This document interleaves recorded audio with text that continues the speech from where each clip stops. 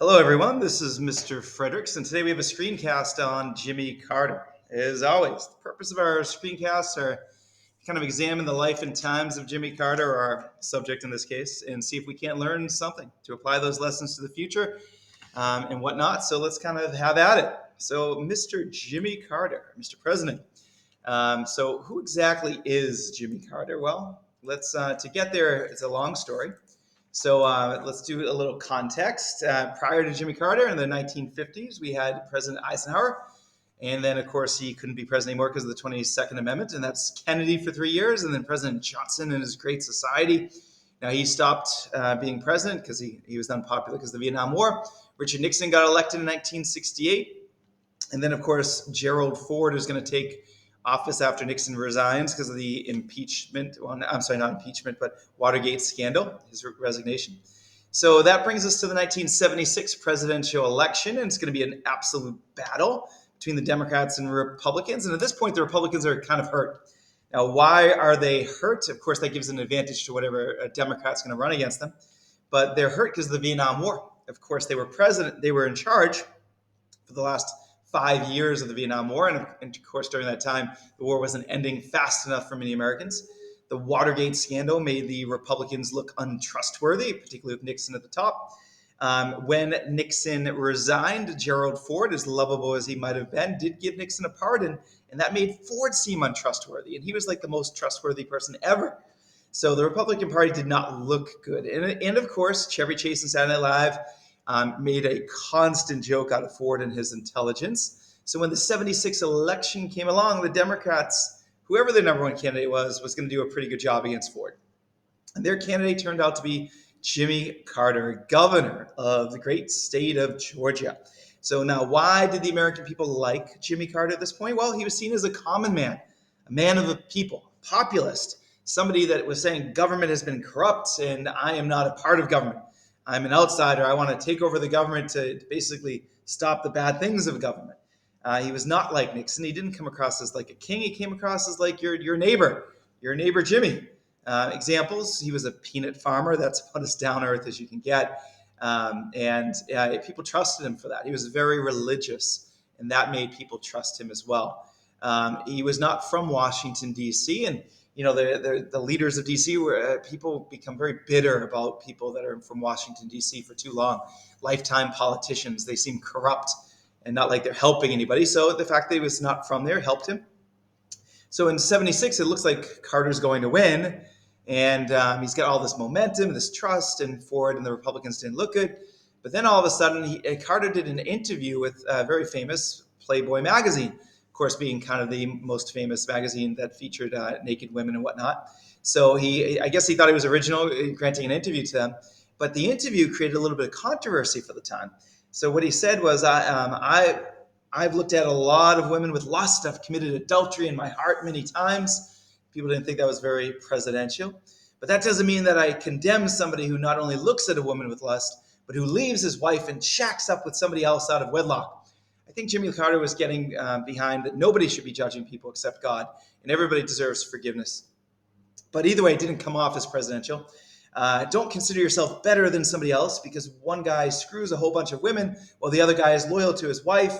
We all sin, I think, was his message. But man, that language just came across as, I don't know, lewd. And here's this guy who's supposed to be better character and religious, and now he seems so sexualized, and it made him look less special than people thought of ahead of time. Again, here's one comment. Is this a born-again Christian we've heard so much about? I'm glad he's not teaching Sunday school to my grandchildren. First question inspired by Jimmy Carter, and even this controversy. Should a candidate's immoral past concerning sex and adultery influence a voter's choice about them? Now, Jimmy Carter didn't commit adultery, but people were questioning basically his sexual morals and whatnot. And of course, that's in his private life, though. So my question here is, should somebody's sexual past or even committing adultery or the sexual mistakes in their personal life, should that influence how good of a political candidate they are? Should that matter whether we vote for them or not? And I think that's a good question. Many political candidates, this is going to be a factor for, especially close to today. But either way, the debates. So as you know, we're going to have debates between presidential candidates.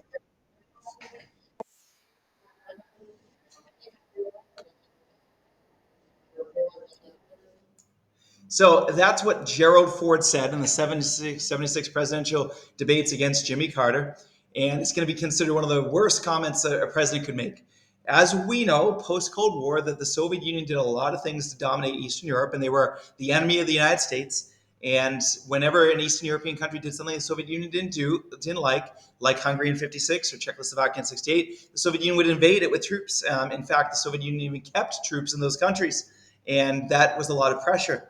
And Ford, basically defending his own record, was like, no, Soviet Union does not dominate Eastern Europe, especially under my presidency.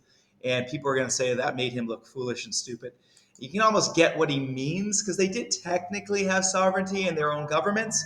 Um, but but either way, they did technically, but really they were dominated, and that was part of the Cold War. So who ultimately wins that '76 election? And the answer is Jimmy Carter. So he is going to win, just barely though. And as you know, he won kind of the eastern part of the country, right? So what type of president was Jimmy Carter after getting elected, and taking advantage of all those Republican flaws, including that debate? Well, let's look at it. Jimmy Carter was a man of the people. People loved that. He went by Jimmy, which was kind of like a kid's name rather than James, and people respected that. It made him seem very un-Nixon like. The president at that time had a yacht that they often used to cruise down the Potomac River, and they would invite important people there, and whatnot. People from Congress and the president and whatnot. And Jimmy Carter's like, no, president's not a king and should not have something like that. So he actually sold it, got rid of it, and whatnot. And people liked that. He would carry his own bags, wouldn't let the Secret Service do that. And here's a picture of him. Although I did read a couple Secret Service memoirs, and they said that whenever the cameras weren't there, he would often put the stuff down and let them carry it, and that made Jimmy Carter seem a little bit fake. I don't know. Hail to the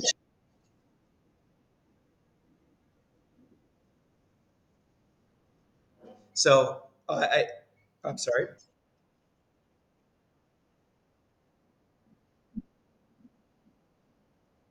So whenever a president walks into a room during a formal ceremony, those are the two sounds that actually come out: the hail to the chief and whatnot.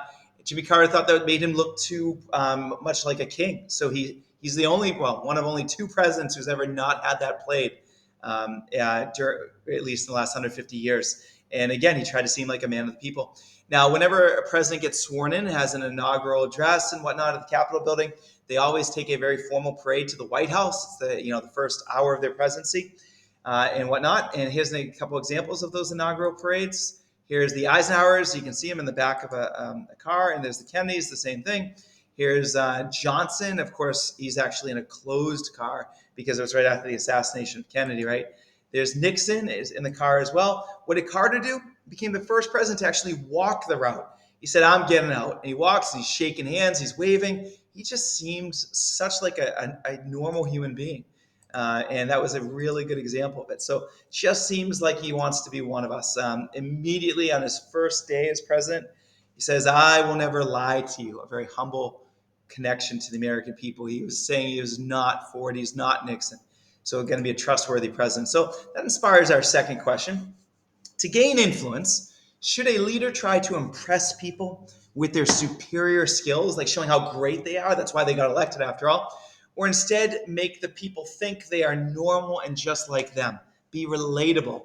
So what is the way to kind of win over people? Because winning over people is how you can bring them on your side, and then of course get things done, expanding your network. Be just like them, or show that you've got skills so they want to follow you because of your greatness. And I think Carter is going to take, the opposite approach, the less common approach. No, I am just like you. I'm normal. I'm not a superhuman. And I think that really helps him at first. Later on, people are going to start to think less of him, maybe because of that. So there's going to be two sides to that. So Jimmy Carter is going to be a man of the people. One thing he's famous for. He's one of his initial acts that he's going to do is amnesty for draft dodgers. So let me explain. During the Vietnam War, it's going to be very, very controversial. There's a lot of people are going to say that we're going to commit atrocities, that South Vietnam was on the wrong side of the war, immoral and whatnot. We shouldn't have been supporting them. The fact that you could get college deferments meant that the war was unfair and inequitable for people without money. It was an act of imperialism on the U.S. for us to control that part of the world. The U.S. soldiers have proven to commit atrocities. This is a picture from the My Lai massacre. It wasn't even winnable. Why were we going to be a part of it? It was um, basically 210,000 Americans, because they thought it was an immoral war, dodged the draft. Some did it in legal ways. They joined the Coast Guard to dodge the draft, or the National Guard. They joined the seminary. They got a doctor's note from somebody they knew. Many did it in an illegal way, like 30,000 Americans. They burnt their draft cards. They went to prison. They fled to Sweden or Canada. Ultimately, when the Vietnam War ends and the soldiers came home, those people that dodged the draft, they couldn't just come home from Sweden or Canada. They'd be arrested. If they wanted to be with their families, which is, of course, what they wanted, they wouldn't. They'd be imprisoned for a really long time. Now, President Ford gave them a pardon. And by a group pardons called amnesty, he said, all right, you can come home. You won't get arrested, but you have to give me 2 years of community service. And a lot of people said, that's just not fair. This war was awful. Us fleeing it was fine. I don't owe you 2 years of my life for fleeing a terrible war. So a lot of people were against, and they stayed in Canada and Sweden. They didn't come home, and their families, were sad by this. Liberals certainly complained. Did Nixon have to do community service for 2 years for all of the crimes he committed, Mr. Ford, Mr. President? Now, Jimmy Carter said, I want these people to come home. We need to heal the wounds of the war. I'm giving a full pardon, full amnesty for these people. Come home. Now, conservatives were angry at Jimmy Carter. A lot of people, served their country, lost their lives, and now all of a sudden these, cowards in their minds who fled the country, who refused to serve the country, were the opposite of patriotic, are going to be forgiven. Burning American flags, etc. So liberals, of course, were like, no, our country is wounded. It is time to heal. Let's reunite families. So in general, liberals supported the amnesty for draft dodgers. The only kind of liberal protest was that technically, if you accept that pardon, you're accepting fault for violating the law. And some people didn't want to accept fault. They wanted to be fully forgiven. So a lot of hate going around from both sides, but ultimately allowed people to come home. So in addition to being a man of the people and granting amnesty to draft dodgers, letting them come home and reuniting families, Jimmy Carter also signed the Panama Canal Treaty. So let's do a little history. In 1903, Teddy Roosevelt had a military problem, and it was that the United States was so big and that we had our Navy was divided in half in the Atlantic, half in the Pacific. What if we got attacked on one side? Half our Navy would be useless. It takes like 3 months for it to sail all the way around South America to help out. And that was very, very dangerous. Now, to fix that, Teddy Roosevelt wanted to build a canal and cut the continents in half, particularly in Panama. And that would allow our Navy to cut through and help us out if we had a war on one side.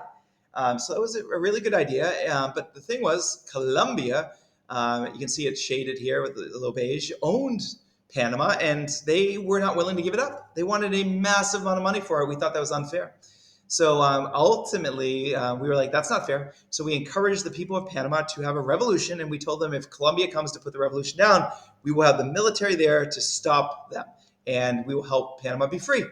Now, in exchange for that, Panama will have to give us a bunch of land to make the canal. So Panama does revolt, and we do protect them.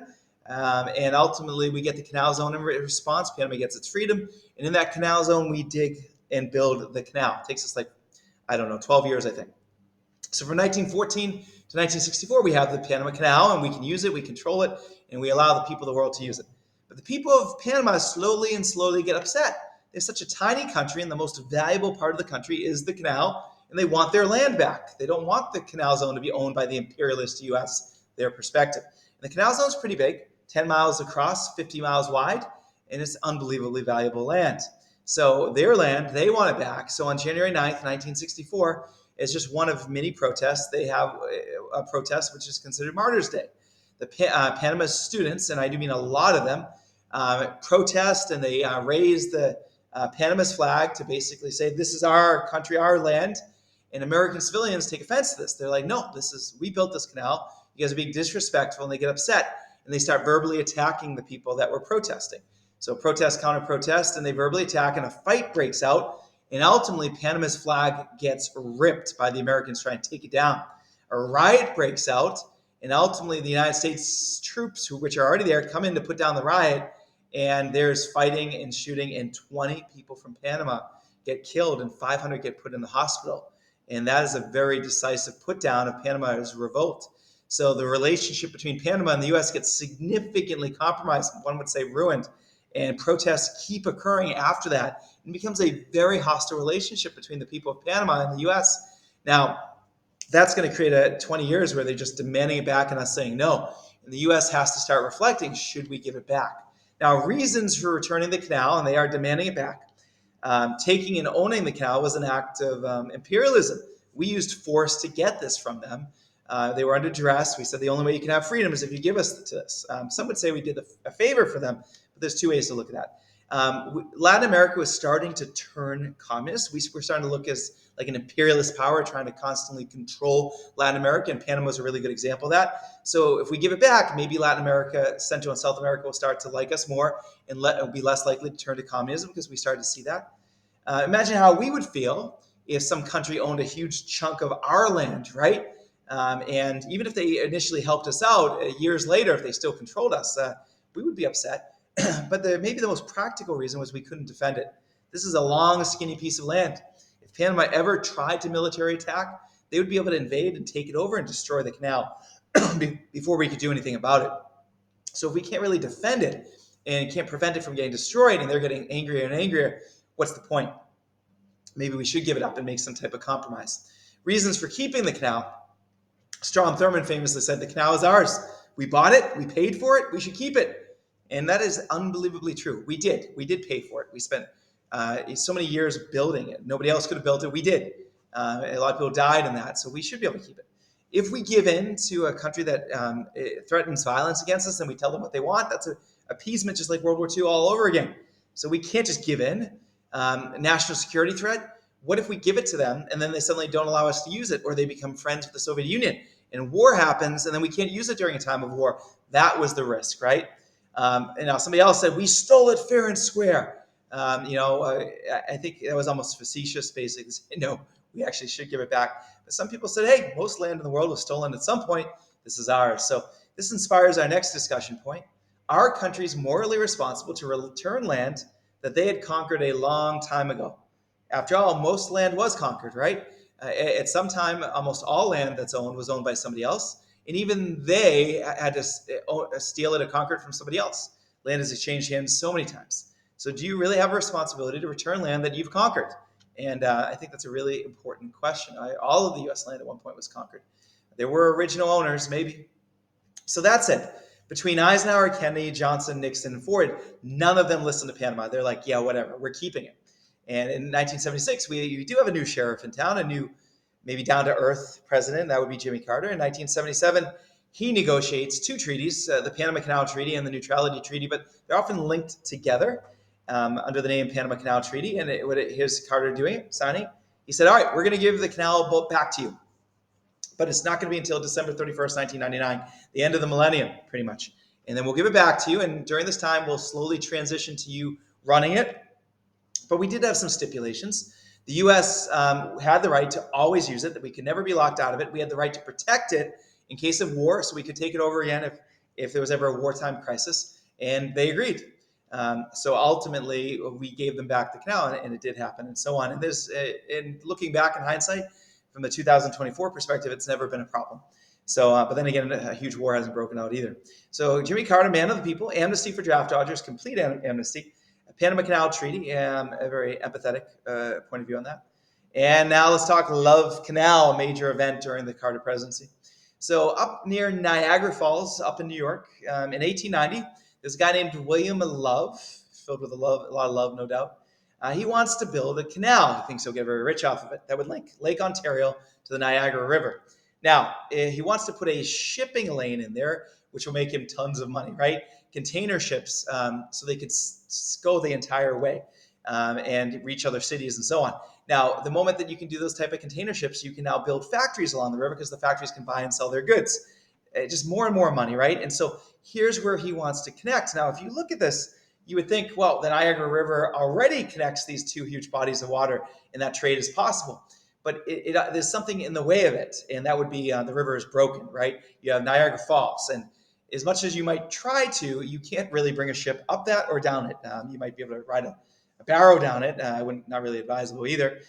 So that said, his solution is to basically cut around and build a canal and skip the falls so that you can go around it, right? So he starts digging this canal, and this is going to get him rich, charge any number of money for people to use it. So he starts digging, and that's a big deal. And in 1906, Congress, believe it or not, says, no, I don't care how long you've been digging, you're not getting to do this. And the reason why is the number one tourist destination in 1906, not today, but still a big destination, is Niagara Falls. This is where people travel from all over the world to the United States to see this iconic place. And if you cut a little pathway around, water is going to go on that pathway. And that's like sucking a huge amount of water over the falls, and the falls will become less magnificent. And we want them to be magnificent. We want as much water to go on them. So no, imagine if you had like half of that water diverted to some peaceful little other pathway. No, that we want these roaring falls that are excellent. So anyway, the project is stopped, and now he's like, well, what do I do now with this 1 mile of canal dug? So as of the 1920s, the city was paying for to dump trash in it. I mean, because when you have a huge hole, why not fill it with trash? That makes sense to me. And in 1943, the Hooker Chemical Company that dealt with deadly chemicals decided that they would bury their chemicals there. I mean, after all, it's a nice little hole. Why not fill it with deadly chemicals? They put 21,000 tons of these awful chemicals there in these barrels and whatnot. So anyway, those in 1953, the site was actually closed. Hooker Chemical said, all right, we're done. We're not putting any more chemicals there. And they covered it with dirt and clay. And then they put them about 20, 25 feet down, a lot. That's a lot of dirt. And then trees started to grow. And then people put homes on that because it looked nice, and schools. I mean, no laws were broken because we had no laws really at that time. So from 1953 to 76, suddenly these homes that were built started to experience leaks into their basements, this smelly liquid. And their kids were exposed to it and these fumes. And the playgrounds, liquid started coming up. And in 1976, medical problems occurred. The kids and adults were having enlarged feet and types of cancer and asthma. People were having miscarriages, urinary tract infections, low white blood cell counts. Here's a little summary.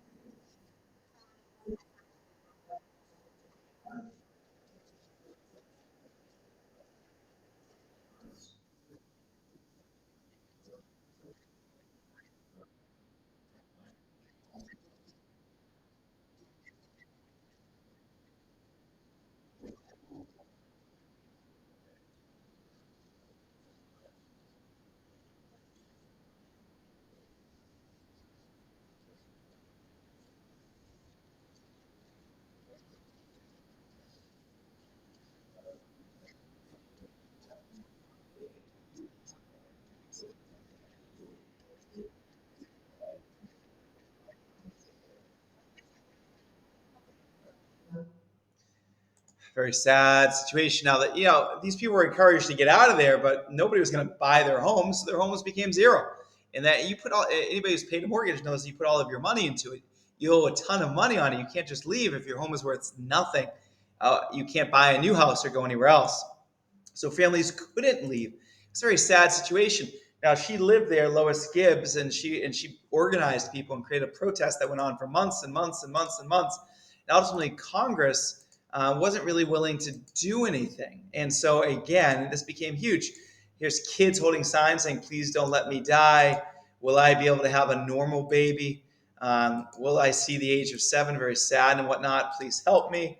So awful, awful, awful. So in the end, the court system's like, you can't prove that all of your medical conditions are being caused by this, so we're not going to do anything about it. So for 2 years, they were fighting, and people were getting these diseases, and nothing really changed at all. So what ended up happening? Lois Gibbs, contacted the EPA, and two members of the government came over to discuss, and they actually kidnapped two members of the government. They wouldn't let them leave the house. The moms surrounded the house and wouldn't let anybody go. And this is a picture of what they did.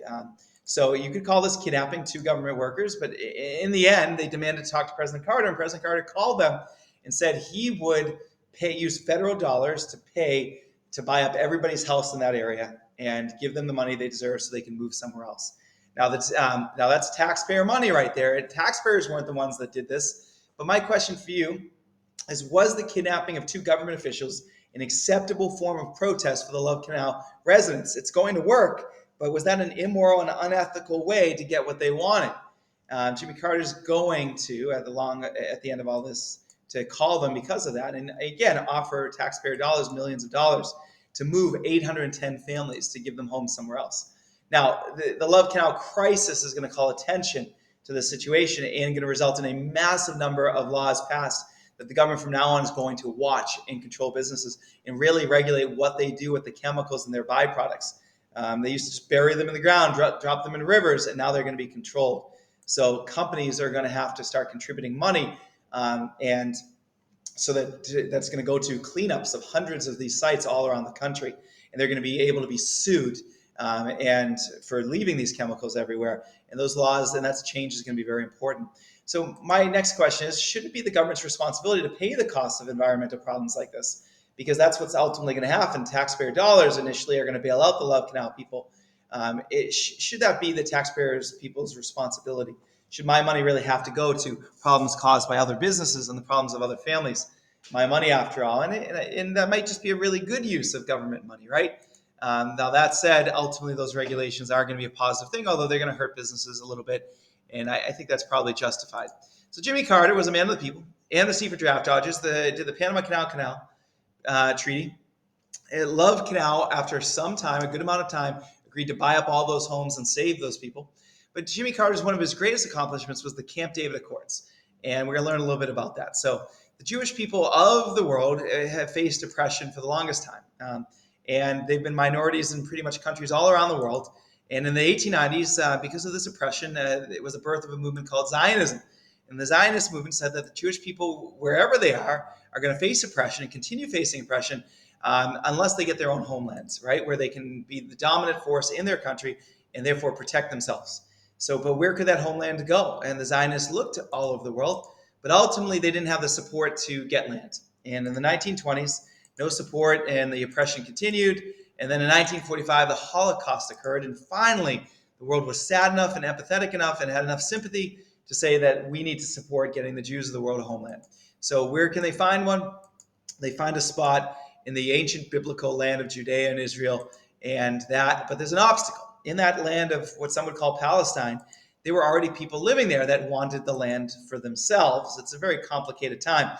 Today we refer to these people as the Palestinians, although it's a controversial term. And they said they want that land. So violence begins in the 20s and 30s and 40s as more and more Jews move into this area, as the idea that this could become the homeland begins. And violence begins to break out between the Jews there and the people of the Islam faith, the Palestinians, and even the British who owned the land for a time. So there's going to be a lot of violence and so on between all three of those groups. And a lot of people are going to die. And then so the United Nations steps in, and the British give this land to them, hoping the whole world together can solve this problem. And the UN comes up with a solution called that basically we're going to divide up this land. It's called the partition plan. So the UN proposals, we're going to divide this land in half. We're going to give the lighter shaded area to the Jews, and they can call it whatever they want. It's going to be called Israel. They say yes to this plan, and the Muslims of the area, the Palestinians, are going to take the rest, the darker shade, what amounts to a number of places today. You can see the West Bank right here, and you can see Gaza right here, and ultimately there's these places up here. So what ends up happening is Israel is founded, but ultimately the Palestinians say, no, we want all the land. It all belongs to us. I understand the Holocaust was a terrible thing, but it's not for us to give up our land for them.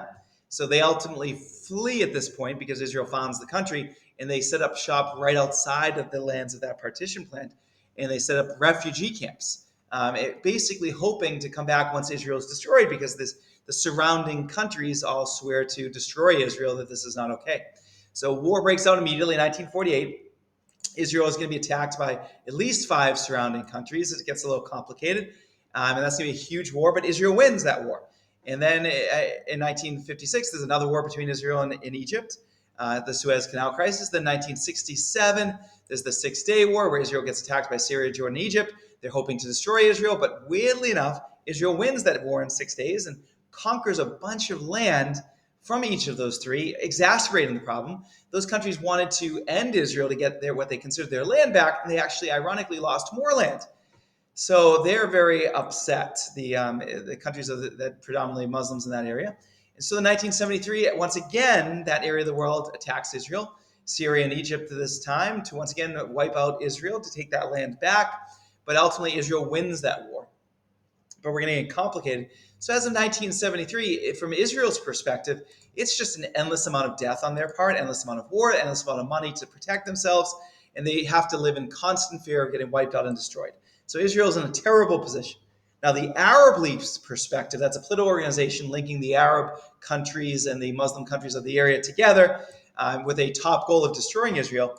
Their perspective is that Israel has no right to exist, that Israel took their land, and that all the people in refugee camps without homes don't have homes. They deserve to have their homes back, to have their own land. So both sides are very angry and so on, and there's just a perpetual, unending amount of war. Bring that to 1978 when Jimmy Carter is president. Egyptian leader Anwar Sadat, who's the leader of the strongest country of the Arab League, Egypt, and then Israeli leader Begin, they're going to meet together with Jimmy Carter at Jimmy Carter's request. And they're going to come all the way to the U.S. because Jimmy Carter thinks he can create peace where nobody else could. He invites them to Camp David, which is kind of like the presidential retreat where he goes to take a little time off.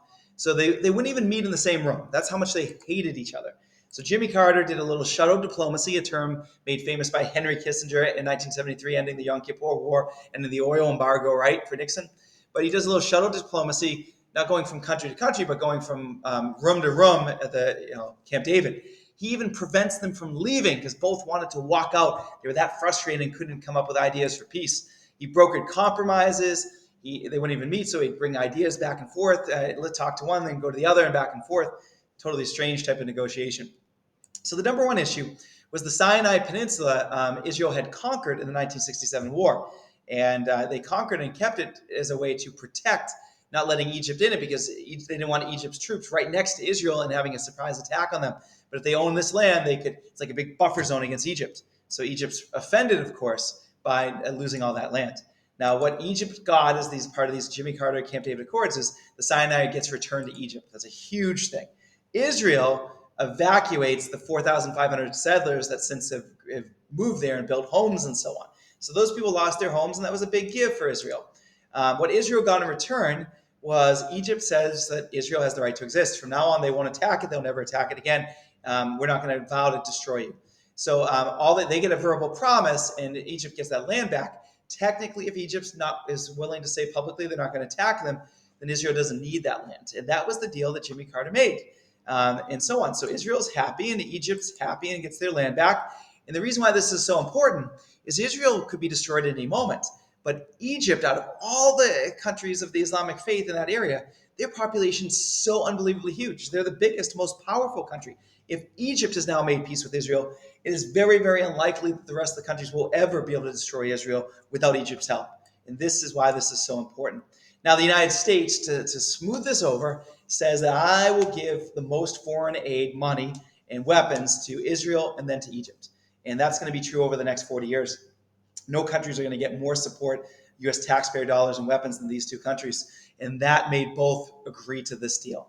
So the U.S. played a pivotal role in getting the Camp David Accords in the place in the world that was least able to have peace between Israel and their surrounding countries. This is going to create peace. And it's going to be a huge step forward, not towards perfection, but an unbelievable change. And Jimmy Carter, thank you, an amazing job at the Camp David Accords. So Carter's greatest foreign policy accomplishment with his shuttle diplomacy, absolutely. So here's my question. Should Jimmy Carter have promised to give up U.S. taxpayer money in order to create peace in the Middle East? Should really my money have gone to create peace between these two foreign countries? And the answer is maybe yes, maybe no. So anyway, Jimmy Carter, man of the people, amnesty for draft dodgers in the Vietnam War, Panama Canal Treaty ended potential conflict there by giving that canal back to Panama. Love Canal, he bought out those homes and saved those people after some time. Camp David Accords, peace in the Middle East for the most part. And then now let's talk in 1979, there was an energy crisis, and the Shah, who is the leader of Iran, if you know your history, Iran, from 1950, basically had a small little revolution, kicking the Shah, the king of Iran, out. And then we sent in the CIA and put the Shah back in charge for the next 20 years. So some would say so that we could have a friend there. Some would say so we can control him like a puppet. It's an example of U.S. imperialism. Either way, he was in charge. Well, in 1978, the Iranian Revolution occurs, and ultimately the Shah flees. They wanted to execute him for crimes against his own people and being a puppet for the U.S. So anyway, he flees. Foreign oil workers flee the country, predominantly run by the British and the United States, because we had a terrible relation. We didn't want those revolutionaries to get them and potentially kill them. So oil production stops in Iran, and oil at that time was $15.85. It's going to jump up to $39. If you know anything about U.S. economies, every single car, factory, product is made with oil. You double the cost or triple the cost, it's going to hurt our economy, destroy our economy. We already got a good taste of that during the Yom Kippur War, the oil embargo of 73 that Nixon was dealing with. Now it's going to happen again. So we run out of gas, there's massive gas lines, people can't get gas, there's rationing. Depending on the last number of your license plate, you can only buy gas like once a week on a certain day. Massive loss of money because prices of products go up, and then you spend so much money on products that previously were cheap. Now the prices go up, you can't buy as many things, and businesses then have to lay off workers, or businesses go out of business. You can only drive to work because there's not enough gas. You don't take vacations. I mean, ultimately, people don't have enough money for anything, as this political cartoon shows. Our economy just starts to tank. We go into massive inflation and recession. So how does President Carter react to this problem? Well, here's his speech. And you listen to him.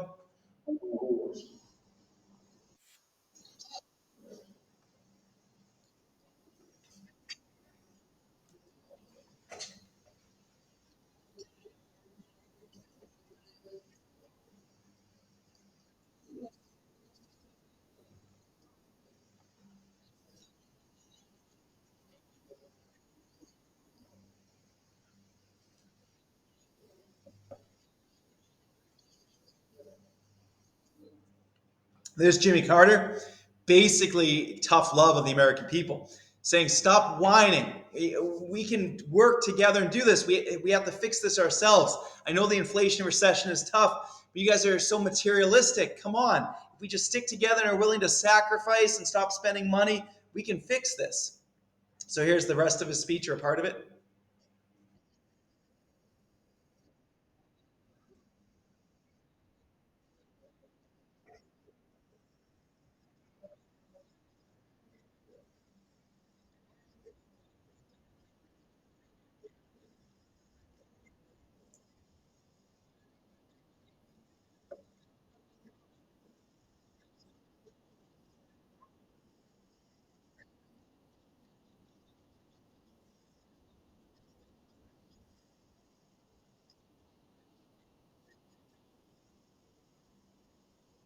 This is going to be known as the malaise speech, basically talking about how kind of sad the state of our country is, and he's not going to fix it, but we need to fix it ourselves and toughen up and sacrifice.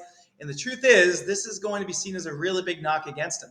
Rather than rallying us to victory and by taking tough steps or making foreign countries pay and doing something about it, he basically was like, it's your fault, American people. Stop being so materialistic. I need you to sacrifice. And ultimately, the American people aren't going to like that. They're going to be like, this is going to be seen as a sad speech, and the state of America is bad, and we should be sad, and we should sad. No, people don't want to sacrifice. Ronald Reagan's going to come along and say, no, America is great, and we're not going to sacrifice. We're going to make everybody else sacrifice. And ultimately, people are going to love that. People love Reagan, and Carter's going to lose the next election in part because of this speech, and so on. Again, point is, his poll ratings go down after the speech. Initially, it goes up and then goes down. So the question here is, should leaders tell their people hard truths in order to motivate them to take more positive action? And I think this is almost a lesson that the optics aren't so good. People want to be told that things are positive, and their leaders are going to take tough action to support them. They don't want to sacrifice themselves, at least collectively. Or at least Carter might think that after the speech. So Kind of a couple other things as related to Carter's presidency. SALT II. In 1971, there was SALT I. Nixon with Brezhnev signed it. It was a big agreement to lower weapons. You couldn't have there was also the ABM treaty, no defensive missiles. From 1972 to 79, we kept doing that. We kept talking with the Soviet Union, trying to find ways to have peace and limit the creation of weapons. So the SALT talks continued. And after SALT I, Carter and Brezhnev are now going to be talking, and they're going to have a treaty. And it's not going to be SALT I like with Nixon. It's going to be called SALT II. So one of the major agreements was both countries could only have 2,250 delivery vehicles for nuclear weapons. That included bombers or submarine nuclear launches or ICBMs. And it also limited the total number of MIRVs that the Soviet Union had, because they had done a really good job of having ICBMs go up into space. And then from one ICBM, 20 nukes would come down from it. So that's what MIRVs were called. So ultimately, the discussion is the United States safer when it has more weapons or less weapons? Because both Carter and Nixon are going to really prioritize coming up with agreements to have less weapons, right? So here's Jimmy Carter and Leonid Brezhnev signing SALT II, and that's going to be seen as a positive thing. Now, some people are like, don't do it. The Soviet Union's going to cheat. They're going to make weapons. We shouldn't trust them. So anyway, we sign this in the United States. When the president makes a treaty, the Senate then has to ratify it. So that's the phase we were in. We signed it, we celebrated, but now the Senate had to vote on it. They're going to pass it, and that's SALT II. But 6 months later, as the Senate was discussing it, something happens in 1979. The Soviet Union invades Afghanistan. Now, it's a very controversial thing we're not going to talk about now, but basically the Soviet Union wanted to ensure that a communist government stayed there and revolutionaries were not indeed taking over that government, making it more pro-Western. So the Soviets invade to ensure that their communist government survived. This, of course, seemed as an act of imperialism. It angered Jimmy Carter. Soviet Union seems just like Hitler. We have to stand up to bullies. According to the Constitution, again, treaties are made by a president, but ratified by the Congress. So at this point, Carter actually tells the Senate to reject SALT II, his own treaty. So my question is this. SALT II was a great thing. There were so many benefits to SALT II that should lead to peace. Should the U.S. have sacrificed those benefits to take a moral stand against the Soviet Union's invasion of a country halfway around the world that the U.S. has very little to do about, Afghanistan? And, you have to decide, is it worth hurting the United States in order to stand up for other countries? So Soviet invasion of Afghanistan, after World War II, there was a lesson that you can't appease countries that act like bullies. If you let them get away with things, they're going to keep on acting aggressive. So either way, during the Cold War in 1962, the Cuban Missile Crisis occurred, and we learned that that no appeasement doesn't work. It can lead to you getting killed. You have to make deals with people, particularly if they have nuclear weapons, in order to avoid massive death. So that kind of led to détente established, détente. But then during the Nixon presidency, the Ford presidency, we started having a peaceful coexistence thing with the Soviet Union. But then something split us apart. When Afghanistan was invaded, we ultimately were upset.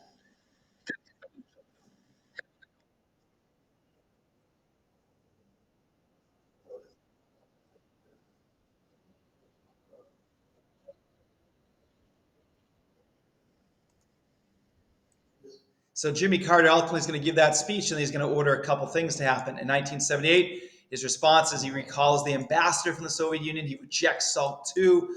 He funds insurgents to basically rebel against the Soviet Union. He does a grain embargo, stops buying grain that the Soviet Union needed to sell. We boycotted the Olympics, which Moscow was supposed to host in 1980.